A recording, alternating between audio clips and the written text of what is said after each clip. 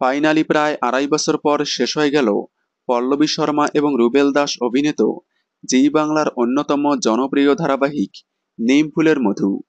নিমফুলের মধু 2022 সালের 14ই নভেম্বর থেকে মিঠাইকে রিপ্লেস করে রাত 8টা স্লটে শুরু হয়।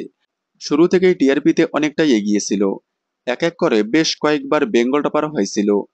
তবে চ্যানেল হঠাৎ করেই নিমফুলের মধুকে রাত 8টা স্লট থেকে সন্ধ্যে 6টা স্লটে শিফট করে।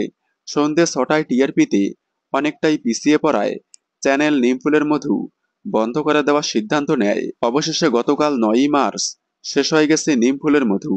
নিমফুলের মধু শেষ হতে না হতেই রুবেল দাসকে দেখা যাবে জি বাংলার আপকামিং নতুন ধারাবাহিক তুই আমার হিরো।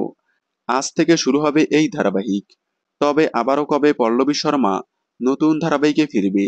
নিমফুলের মধু শেষ হতে না হতেই জানা গিয়েছিল এবার স্টার জলসার হাত ধরে নতুন ধারাবাহিকে ফিরতে চলেছে পল্লবী শর্মা।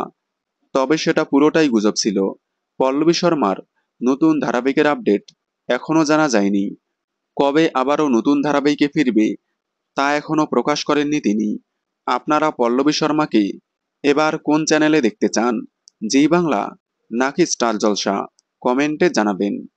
বাংলা বিনোদনের এই ধরনের সকল আপডেট সবার আগে পেতে চ্যানেলটি সাবস্ক্রাইব করে পাশে থাকা বেল আইকনটি বাজিয়ে দিন।